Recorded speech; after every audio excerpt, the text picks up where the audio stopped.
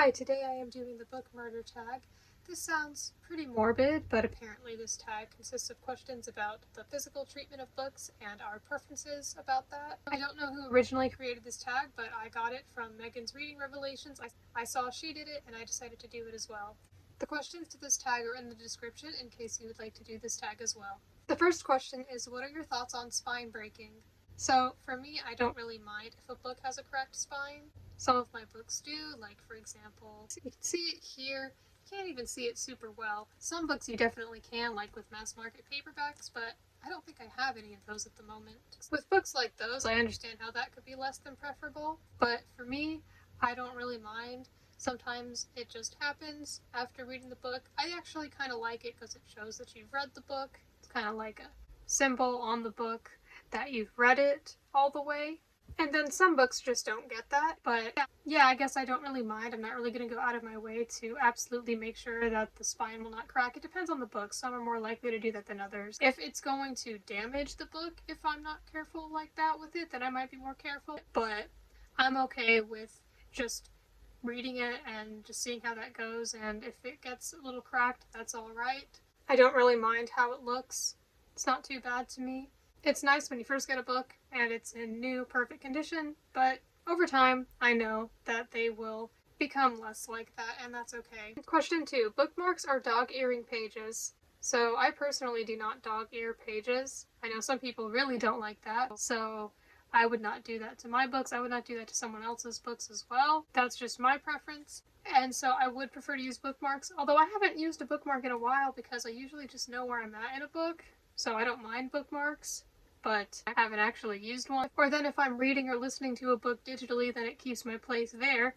But with physical books, yeah, I typically just do not have a bookmark because I just know where I'm at. I'm able to easily get back to it and find it.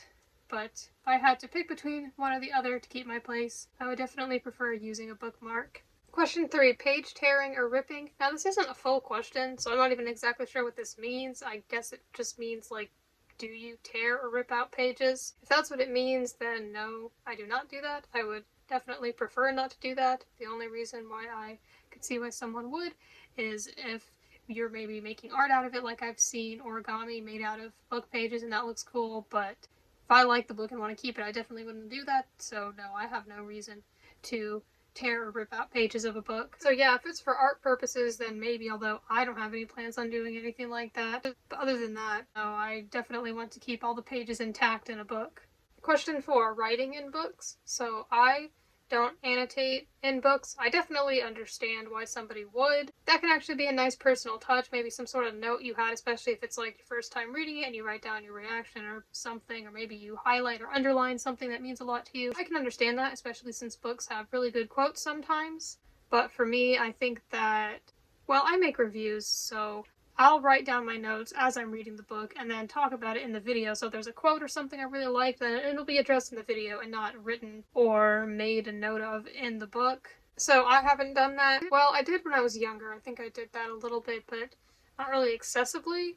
But nowadays I do not prefer to write on or inside my books. However, I completely understand why somebody else would, and like I said, I think it could be a nice personal touch, but I prefer to not write inside of books. That is my preference at the moment. Question 5, ripping covers and bookbinding. So I don't know if these go together and that's why they're in the same question. I don't really know how bookbinding works. I know some people do.